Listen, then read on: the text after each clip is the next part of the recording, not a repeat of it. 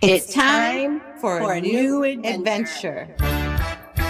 Welcome back to another episode of Adventures in Business. This is your co-host, Amy Zander, and I'm here with the lovely Lisa. How you doing, Lisa? I'm doing fantastic, Amy. How are you doing? I'm good. Just want to give another shout out. We are here in the lovely Risky Studios here in East Lansing. They make us look beautiful and sound amazing. So thank you again for Risky Studios. Absolutely. I love this relationship that we have with them. Yes, it's so good. for sure. We have with us today Jessica that we'll introduce later, but we always like to start with, what have you been doing out in the town? What have you adventured and checked out? Yeah, so this wasn't actually in Lansing, but the most recent thing that I did, my daughter's up at Ferris, and she was in a play over the weekend. So that was her kind of first play she's ever been in. So we went to see her play. That was amazing. It was called Radium Girls.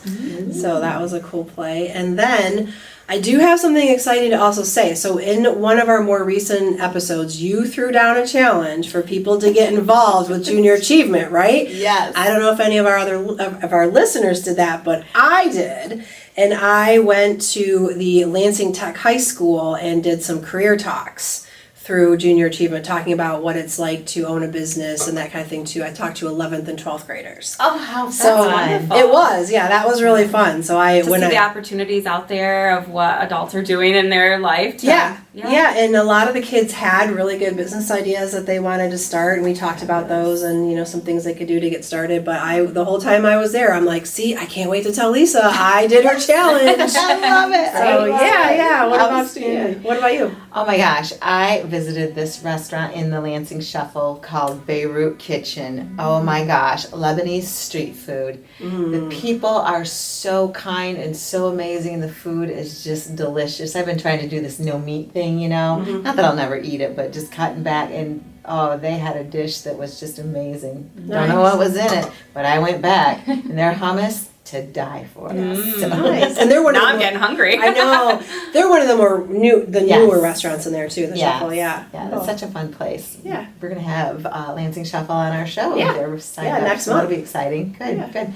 How about you, Jessica? What have you been doing around town? Well, we're a basketball family, so basketball season just wrapped up. So we were going around town, playing at all the wonderful gyms here in town. But we also followed into the state championship, not our team, but we still went to the Breslin and watched all the, well, not all, but some of the state games and playoffs. And my kids did as well, and they really enjoyed the opportunity, the atmosphere. It was fun.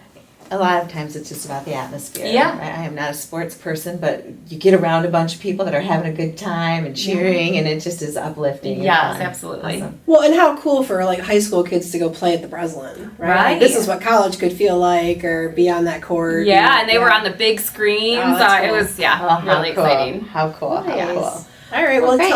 tell us a little bit more about All Jessica. right, I have this amazing bio. So, Jessica Starks is a business broker with Transworld Business Advisors, which is a leader in the confidential marketing and sales of businesses and franchise. From business brokerage to mergers and acquisitions, they are the business sales specialists. Jessica received her bachelor's degree from Grand Valley State University in business administration with an emphasis on accounting and finance. Numbers, girl. Yeah. So before starting her own business, Jessica gained experience in public accounting firm, doing sales, working for a payroll company, and then 10 years of business banking. As her banking career advanced, Jessica was financing buyers, acquiring businesses. Realizing that there was a need in the market, Jessica wanted to help business owners exit their businesses. So, a succession planner. Yeah. She found that baby boomers did not know where to turn when wanting to retire. Although she thought of mostly baby boomers, she realized that other business owners needed to exit their businesses as well.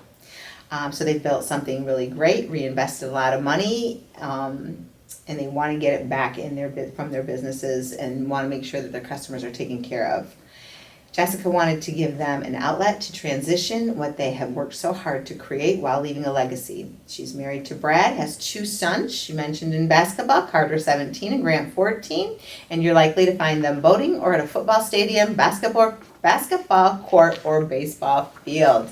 Yes. Welcome, Jessica. Thank you. Thanks so much for having me. Such a great bio, so much to unfold there. But tell us a little bit more about your Transworld business. Yeah, so Transworld Business Advisors is a franchise. So I bought into a franchise.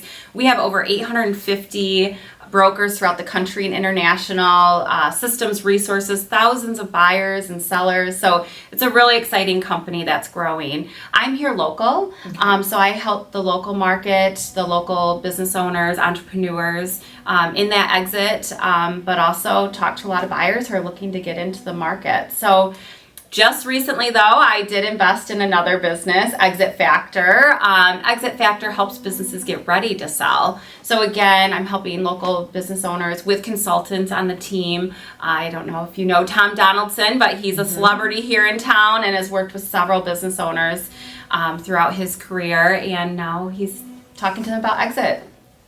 Fantastic, fantastic.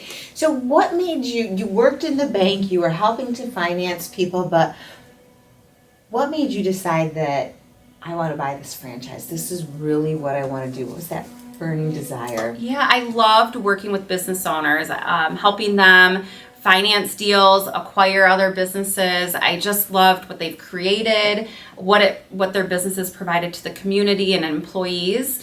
My husband and I started investing in not commercial real estate, but real estate, residential, apartments, houses. So that transaction mentality was part of it as well. But really all the stakeholders involved in a business, it would be detrimental to the economy, to the employees. I mean, there's so many stakeholders that are affected by a business closing the doors that it's very important for us to keep these businesses going strong and transitioning to a new buyer. Excellent, excellent.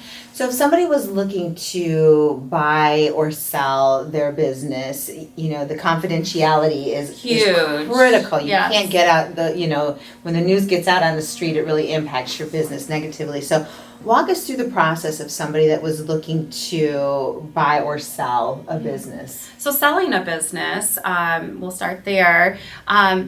You need to make sure you're ready to sell. I can't force anybody to sell their business. So emotionally, you have to be ready because it's their baby a lot of times. So it's really having the conversation of where you're at in your business, what your timeline is for when you want to transition it. So we have that initial conversation. That can either lead into, okay, they're ready, let's go. Or maybe we can make their business better, more profitable, worth more, get it ready to sell so it actually sells. Because there's a lot of businesses that are mentally ready, but they're not ready with all their ducks in a row to sell. So if they have time on their side, that's really where Exit Factor comes into play. And that's why I thought it would be worth the investment to provide to clients.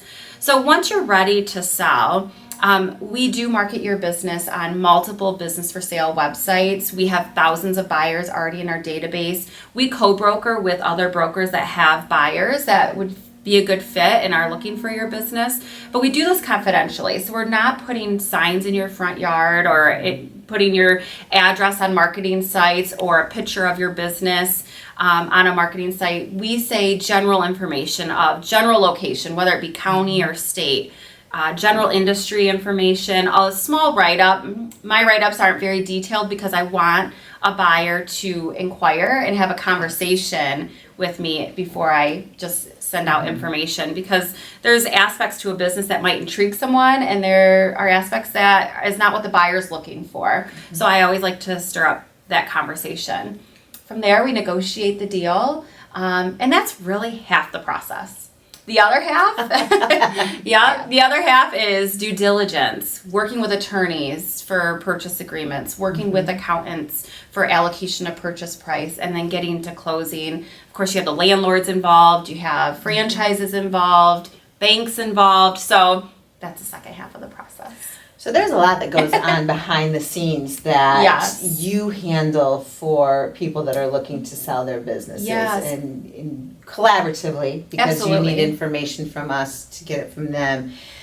So, And people have never sold a business. Most people have Right. never sold a business before. Right. Just like I've never changed the oil in my car. So, it's Yeah. really important to have somebody who's been there, done Yes. that, walk that with you. yes, exactly. So the exit factor, Yes.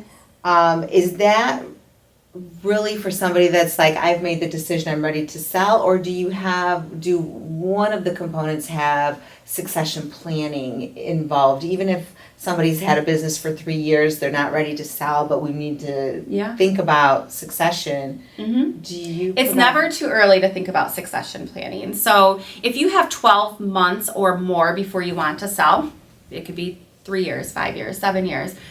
Exit Factor can help educate you on what a buyer looks for in the process. The more time you have to make those changes, the better set up you will be in your business. So we can work for a year, we can pause Exit Factor, we can come back when you're ready to exit and talk further about that. But we talk about books and records and getting those in order, and that is a huge part of the process. Getting processes nailed down. Absolutely, that's another part of it. Yeah, and who's your team of people in your business? What standard operating procedures do you have? Manuals for the next person to take over. Yeah, and if you have chance to grow your company, we talk about that too. So absolutely. Can you talk a little bit about some of the differences between selling a business that's a brick and mortar business versus a business that's a service? Yeah. Yes. So I have my real estate license, so I can sell real estate in a deal. I don't sell it just if people are looking to move locations or lease space or whatnot. But if your business owns real estate, then some buyers will want it and some buyers won't. So we never know who your buyer is going to be until the end of the day. So leasing space is perfect too. There's some buyers who want the real estate and some who are like, I don't want to be a property manager and have all that headache. So it's really finding the right buyer, what they're looking for, and the seller. Because the seller might be, I can hold that piece of real estate and start getting rental income from my buyer. So it just there's so many things that are unknown until we get into the deal, but it's really uncovering what the seller wants out of the transaction, if they want to sell the real estate with it or if they don't. And if there's a landlord involved, that's a third party. Right. And honestly, they're the kings to our deals. Some are very unreasonable, but not a lot. A lot of sellers do appreciate their landlords and what they've done for them, but landlords can kill our deals just like a bank can kill our deals if they don't qualify. So, yeah. Amy and I were talking about services because we both provide services. You provide services, and when you think of somebody, even a chiropractor, if they go to sell, what are they selling? And they're generally selling a book of business. Right. And so when it comes to how do you work with somebody that has a service oriented and that's their brick and mortar, right? It's their book of business, not necessarily the building. So it is important to make the business bigger than yourself, and that's by adding employees. That's by changing the branding of your business. So, if you have your name and your business title, let's try to rebrand so it's not just about you, it's about a team of people. In a chiropractor situation, that's a very high level educated person that only a chiropractor can take over because they need those qualifications. But buying that chiropractor business is way more valuable to the new buyer because they've done all the hard work. They have the clients coming through that door. They have the cash flow. And so it is important to have that transition time after the sale, that the seller is introducing the buyer in a warm environment and making sure that they're going to care for the patients as much as the seller had cared for the patient. So it is a delicate situation. Yeah, it is. I was listening to my veterinarian, and she's like, I can't retire. I don't have anybody to take over my business. I can't just leave you guys to anybody's hands, right? And I think that's what we get. We love our people that we serve, and we just don't want to turn them over to anybody. It has to be that right person, that right vetting your marriage, however you want Absolutely. to look at it. And that's the buyer process. We would get multiple buyer inquiries, and some just aren't the right buyer. And that's fine. Sometimes people are removed from their business emotionally and are truly operating it as a business. They aren't as emotionally tied to it. But at the end of the day, a win-win for everybody is to feel good about who your buyer is. Yeah. I was looking at your website this morning, getting ready for this interview, just looking at some of the businesses that are listed on Yeah. there for sale. And it seems there's a big range of prices. So can you talk a little bit about maybe do you have a low end that you don't go under to work with people, or kind of how you decide that? Yeah. So on a low end, there's a need for sellers to sell. One, it could be to get out of a lease that they're looking to get out of, because that's a liability and obligation for them in the future. So they might have a business that isn't worth much, but the liability they need to get out of is worth a lot to them. So we do help service the small businesses, but the easier businesses to sell are the ones that are making money that somebody can live off of and afford a living, afford a debt payment. So those are, the businesses maybe earning above $100,000, because if you have a debt payment, plus you need to feed your family, that takes up a portion of that. Right. And so I would say deals above 100,000 or really above 250,000 on prices allows for more of that flexibility. And I would say the deals 250 to $1 million are probably the easiest ones to sell, just because it provides that flexibility that somebody can leave their corporate job and come and buy a business and afford to do that. And then you have the lower middle market deals. So those are the deals, let's say above 2 million to 10, 20 million. And those are bigger groups that are coming in, strategic buyers that are looking to buy those types of businesses, PE groups. So we service all those. Okay. What has been your funnest industry to work with? Oh boy.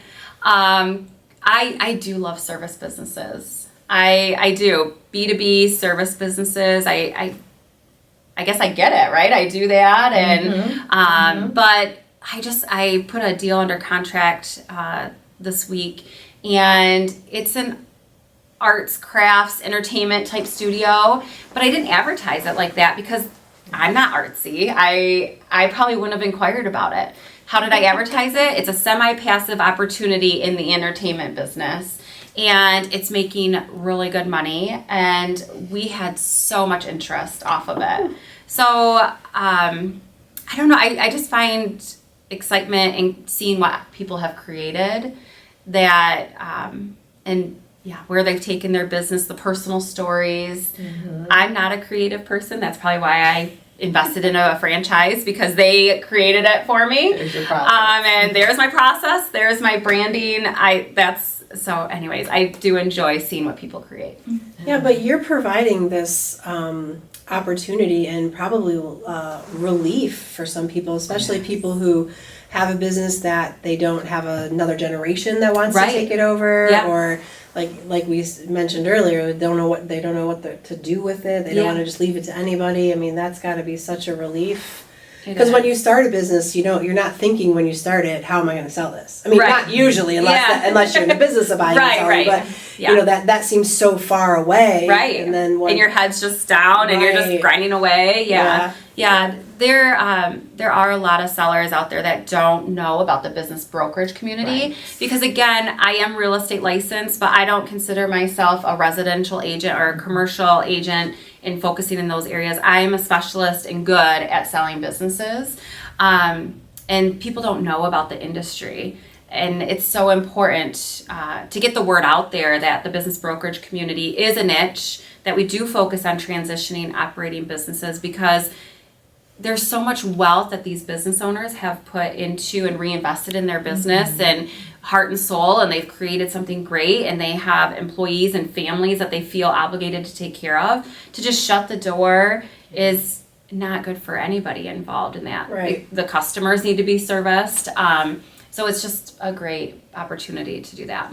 Has it been your experience as a business broker, seller, that there is predominantly a male industry? Are you one of the only females, or is it kind of mixed? Yeah, it's interesting. I do find that there are other females in the industry, but not as many as there are men. Sure. And of course, I think there's more female brokers on the east side of the state, and on the west side of the state, I think there's just a couple of us.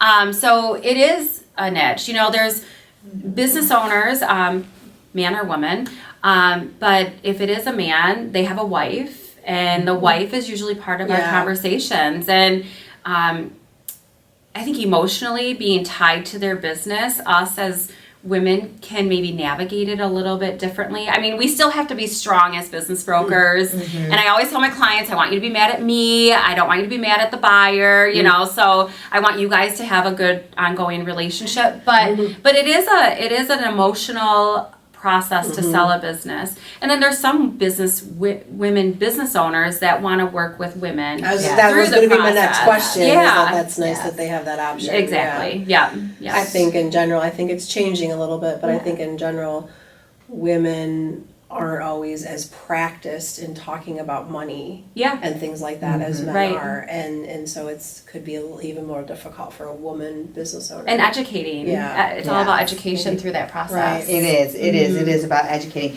You know, you talk about emotion and feeling, and, you know, I got my blood, sweat, and tears in this. What's my Sweat blood, sweat, equity. and tears worth? Yeah. How do you evaluate sweat equity? Yeah, so when we talk about allocation of purchase price can be allocated with real estate, inventory, the product you're selling, equiment that you use in the business, goodwill, which is kind of that blood, sweat, brand, cash flow, that what we would consider like pie in the sky number, you know, because it doesn't have any hard collateral on it. What else did I miss? Sometimes allocation of purchase price is a non-compete agreement. And I may have missed one, but like a book of business? Yeah. We would consider book of business like goodwill. Okay. Yep. And which then generates the cash flow to the business. So a buyer wants to know what a business makes. That's like first it's the questions that are asked. What business is this? Yep. And what does it make? And I want to see the financials on it. That's the second question. And so the value is a multiple of what the seller is making, or a multiple of EBITDA, earnings before interest, tax, depreciation, amortization, all those technical accounting, finance words. So it's a multiple of that. So if you're making X dollar amount, you times it by a multiple, that is what somebody's going to offer you. And then from there, that's allocated to all those items I talked about. And goodwill, banks will finance goodwill. That's what we have the SBA for, the Small Business Association, is a program that helps banks feel comfortable with financing that blue sky, the not hard asset. Right. Okay. They're a great organization. Yes, absolutely. So I know we touched on this a little bit earlier. I just want to clarify for our listeners out there that might think, I should maybe start thinking about my business. Is there a sweet spot to really start like 5 years out, 1 year out? Because I know some people are like, for whatever reason, have to sell soon. Right. But other people are just like planning this. Is there kind of a sweet spot time frame to start talking to somebody like you? Honestly, I don't think it's ever too early to have a conversation. I mean, with that conversation, it will pique interest of certain areas that could be worked on, or, you know, I try to bring a buyer's eyes to a situation because without us getting through to a buyer, we aren't selling your business. So we got to think like a buyer in this conversation. So I would say it's never too early to start building a relationship, because we want to position your company as best we can for when the time is right and when you are ready. We always say a business owner, like let's say you don't want to retire or sell for 10 years, it'll happen before what you probably think it will. So it's never too early to have that conversation, because life happens. So like I said you said in my bio, you know, I thought it was when people want to retire, and it totally is. But people get burned out. I am hearing so many people are burned out lately for so many different reasons, and they just want to sell their business, or they have another opportunity, and that opportunity cost is more than what their business is making them. So they want to transition their old business and into the new business. People are relocating, or divorce, or illness. I mean, there are so many reasons why people want to sell. So it really is not too early to just talk. Right. build like that trust. And like Lisa mentioned, in the process, you're creating that succession plan, whether you have a date in mind to sell or not. Right. That's an important thing for all businesses to have that kind of succession And there's a lot of plan. businesses who aren't fortunate to sell to their employees or their family members. And those two parties may not be the best to sell to anyways. It's a hard thing to swallow, but it is the truth. A lot of businesses fail when you go down the generations at certain points. So it's looking outside. There are buyers that are ready to buy. So there's two things I want to transition to, take you out All and right. talk a little bit. But you had mentioned burned out, and I know you've opened a second location. So Yes. you're not only in Lansing, you're in Grand Rapids. Yes. You just opened or invested in this other Yes. opportunity. You have kids that are in travel basketball, so you're all of, how do you, right, wear all of these hats? You've got rental properties. I mean, Jessica, you are wearing so many hats. And every time I see you, you've got that smile on your face, you're upbeat, you're positive. How do you keep that all together for everybody else that's out there trying to juggle all those balls and wear those hats? Well, thanks, Lisa. It is busy for sure. When I made the decision to invest into the other territory of Grand Rapids, it just made sense. I live in between the two towns. So that made sense. And so did Exit Factor. It all made sense and fell into this piece of the pie. My husband asked the same thing, why are you doing this? And growth is one of my words this year. Growth, believe, and delegate are my 3 words this year. That's good. Yes. So I know when I chose to invest in these opportunities that I can't do it all. And it's who can help me and service our clients. And so, yes, I might be the face right now, but Tom Donaldson is now with the Exit Factor as a consultant, and we are looking to add more consultants on Exit Factor. But Lisa, you actually put me in touch with a wonderful virtual assistant program. So I had a virtual assistant for 15 hours a month. Now it's 20 hours a week. Okay. And by the end of the year, my goal is to have a full-time virtual assistant, maybe even an executive assistant. I've looked at outsourcing some bookkeeping recently. Yeah. I haven't pulled the trigger on that one yet, but Melanie McNamara suggested this book. I think it's called Who Not How. And so I picked up that book. I started reading it. And yeah, there are who's that want to and have the opportunity to do. And it's so enlightening to read that book. And then I'm also part of a women's CEO group here in town. And the encouragement to have other business owners to talk to about these opportunities, to encourage, but know that we've all faced growth struggles. So I know this growth phase is going to be a little bit more, but again, it's who, not how. Exactly. When you said delegate, right, there are other people out there that can do things. Leveraging our work to someone else just takes some of that weight off of us. And the accounting part, with your accounting background, yes, has to be it's a hard for me. little harder. It is. It doesn't mean you have to do I it, know, right? I know. You're preaching to the choir. Because yes, the piles of rental stuff, bills, getting my taxes submitted this week. Oh my goodness. So anyways, or even check gets done. Even sometimes the personal aspect too. It's not just business, but maybe hiring that house cleaner or that kind of stuff. That's been my huge lifesaver in my life. So I love stress that. about that. Yes, yeah. I've always said if I won the lottery, I'd want to start a nonprofit to help people where both people are single people that work to get their house cleaned, because it's takes stress off. It provides jobs for other people. Exactly. And yeah. I just think it's important. It's important anyway. Sidebar, but I just think that I like the delegate part for sure. And I love, my kids are observing everything we do, good and bad. But I love the opportunity that they can see through what my husband and I do, and I hope that provides some motivation to them as they grow into young adults too. Yeah, I don't know if you know this. You probably do to some degree, but like you are the woman around Lansing to talk to about this stuff. People are always saying, "Oh, you gotta talk to Jessica Starks. Jessica Starks." Your name comes up all the time about when people talk about businesses or selling or succession planning. It's just like you are the woman to talk to. In Thank you. Lansing. I Yeah. appreciate that. Absolutely. Yeah, good people all around Yeah. here, so I appreciate that. Yeah. Thank you. Good. So what is the best piece of advice you have ever received as an entrepreneur? This is where you're gonna pause the recording. Trick question.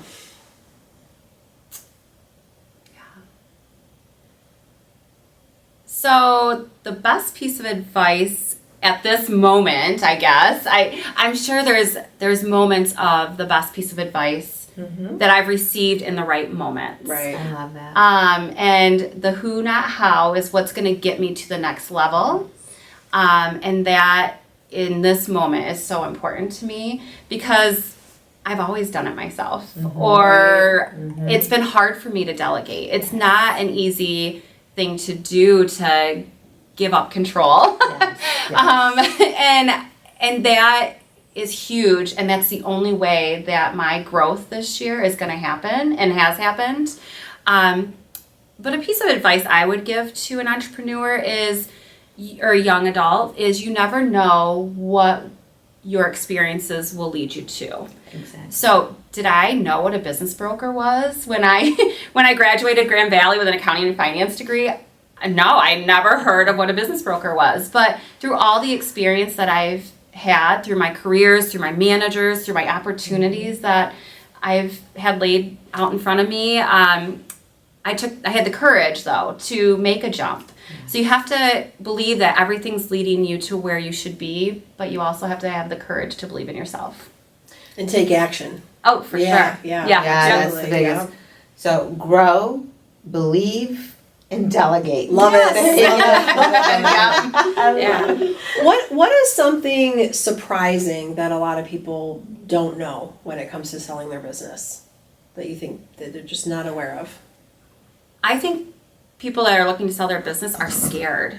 So it's what they don't know that scares them. And it brings fear to the process, and it holds them back from having a conversation. So education to know is going to help bring that seller to become more comfortable, to know there's options out there, to trust in the process, to get them to where they want to be. Right. Or just knowing that somebody like you exists. Exactly. Right. Yes, Right. yes. Right.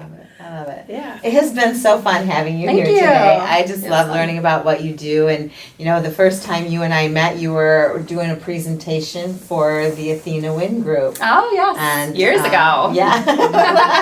It was. And just to watch, where you're going, like Amy said, your name comes up all the time. Yeah. All the time. And if I'm not dropping it, somebody Yes. else is. Thank And you so guys. I think it's appreciate just it. really cool to watch this, and I was excited to hear you expand it, and now this other entity, and good stuff. Yes. Yeah. Thank you. Thank you. Yeah. One of the Oh, last. as an entrepreneur, you have to have a little crazy in you too, Yeah, right? that's true. Yeah, that's Sorry. true. No, that's very true. Yeah. Yes, you do. Yeah, you have to be uncomfortable with unpredictability. Yeah, for sure. Lots of good stuff. Yeah. One of the things we kind of wrap up with is just because we have lots of listeners out there and people who know people, we just want to give the opportunity to tell our listeners if there's anybody in the Lansing area that you really want to have coffee with or meet, or could be business related, personal related, could be specific or general. But is there anybody out there that you want to tell our listeners, hey, if you know this person, I want to meet them? Business owners, of course. Yeah. So yes, I would love to meet business owners if they brought up the word retirement or I'm burnt out. Because even if they're burnt out, maybe they're not ready to sell, but I can help guide them to someone who can help them get through what they're going through. Yeah. They're not alone. So yeah, I love meeting business owners. Yeah. I know that's very generic, but No, it's not. But also I was thinking network opportunities, because you are definitely around town and in the Yeah. networking things. Yeah. But if any of our listeners have a networking group they go to and think that Jessica will be a good person to come and speak to their group or mingle Yes, and mix, absolutely. please reach out. All of her information will be on the show notes for this episode. But while we're here, tell our listeners your website address, how they can best get a hold of you. People can find us at Transworld Business Advisors. Our website is tworld.com, and then Exit Factor is exitfactor.com. So check out our websites. It'll give you some background information. Our listings will be posted, as well as with Exit Factor, an example of what our process looks like.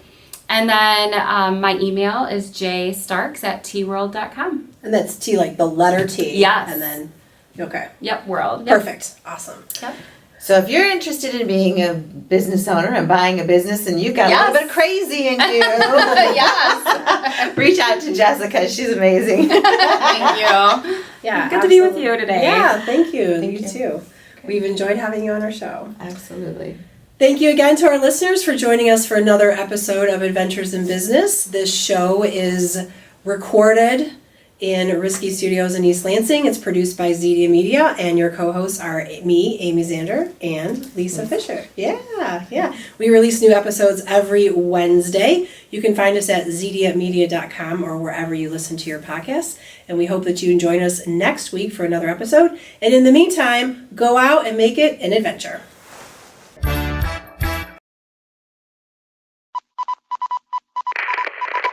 This is a Zedia Media production.